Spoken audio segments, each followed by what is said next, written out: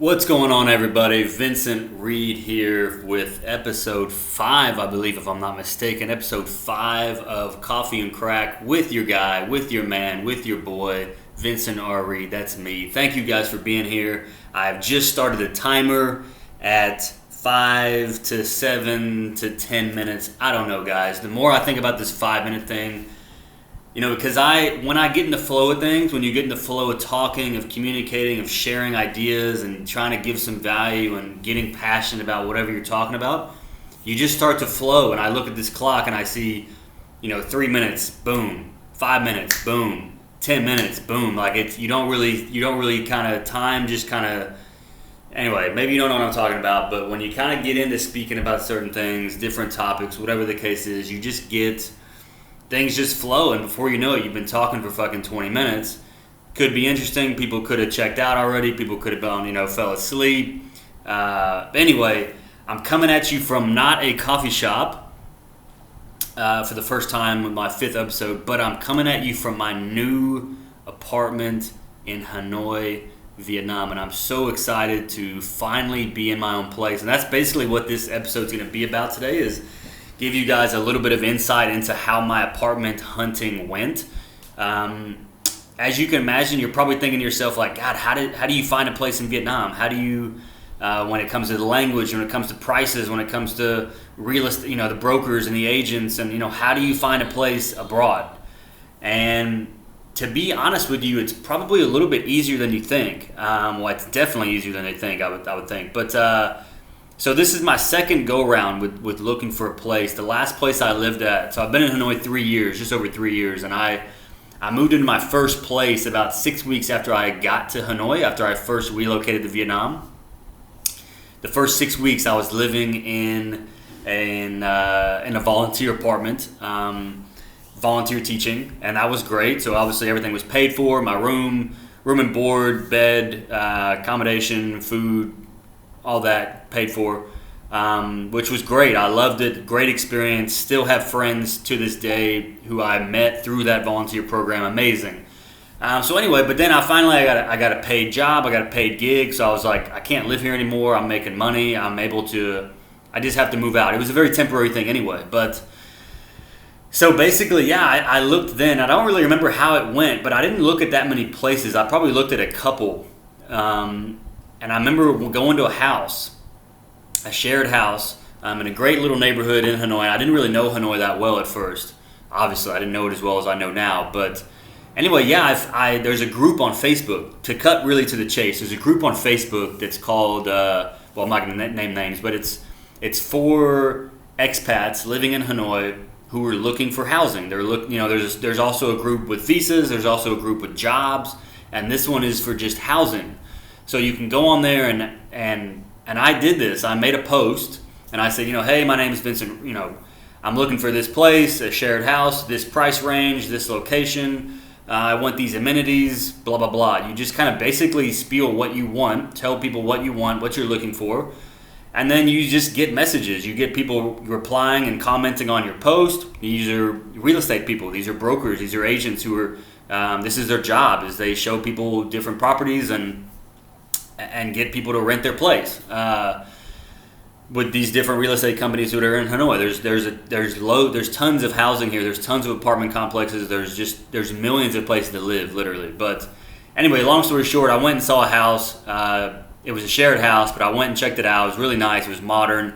The landlord was an architect. It was clearly very well done, very cleaned up, new furniture. It was great. And I just was like, fuck it. This is going to be it. This is where I'm going to live for at least 3 months.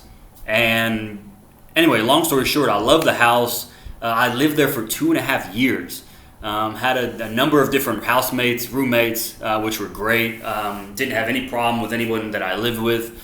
Got really lucky in that regard. It was great. I loved the neighborhood. I was really immersed. But it was a really easy process in finding a house.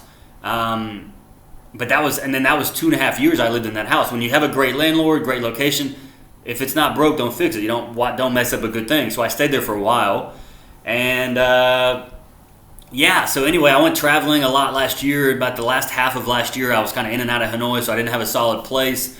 I left some place in a storage area with my girlfriend, and then a couple of different locations I left all my things.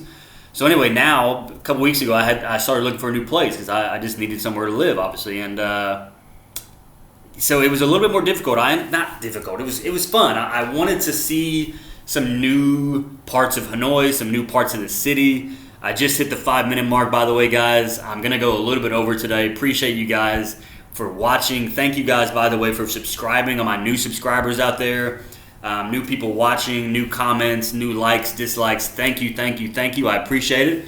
I really, really do. So thank you for that. So yeah, I looked at like a dozen different places, probably at least a dozen different places in the course of a week, and it was really cool because I met a couple of really cool landlords. I saw just studio apartments, shared house, 1-bedroom apartments, shared apartments. I saw just about it all, and I went in a lot of different areas around Hanoi, and I really gave myself. I really wanted to see like everything there was that Hanoi had to offer in terms of like places to live. I really wanted to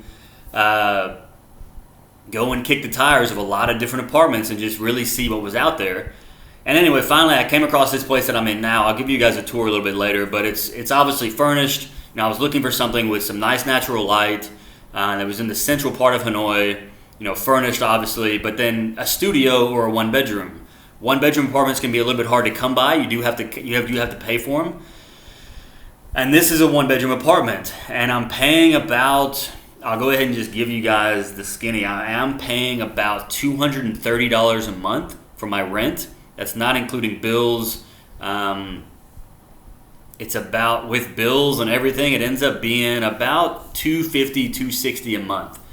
That's with water, electricity, internet. Those are the big three, I guess. But anyway, it's great. I got this ceiling fan, which is amazing. I love fucking ceiling fans. The kitchen and the living room are kind of combined in one room. Bedrooms over there. I got a bathroom in between. Obviously got this beautiful tree right here, which I need to make sure and remember to water every fucking day because that's something that I'm not used to. I got this picture behind me of these hands, which are kind of neat. But anyway, I know the landlord. He's really cool. He's a friend of a friend. And anyway, I saw a dozen different places. It was great. I saw a lot of Hanoi that I hadn't seen before, so that was neat. So yeah, that was kind of the process that I went through, and it came down to 3 places. 2 studios and this place. And I really, I stayed up. This was like last week. I stayed up late on that Sunday night. This was a week ago that I signed for this place. And it was really like just going back and forth, back and forth. I could have just closed my eyes and just done the eeny, meeny, miny, mo thing, and I would have been happy. And anyway, I went with this 1-bedroom apartment, and so far so good. It's been great. It's a nice location. It's quiet. It's got the light that I want. It's a 1-bedroom.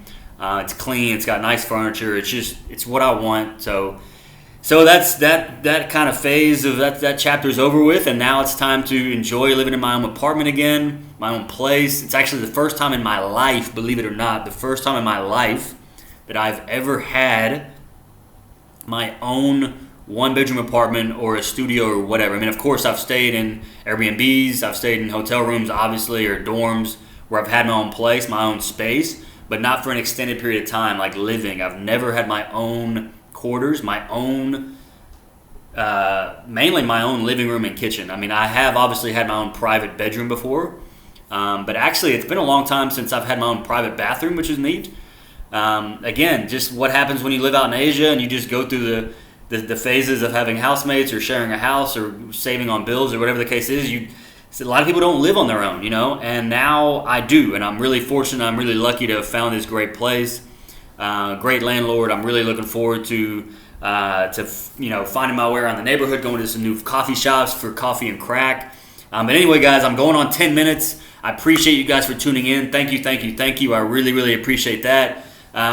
Hit the subscribe button, hit the like, dislike, put me a comment.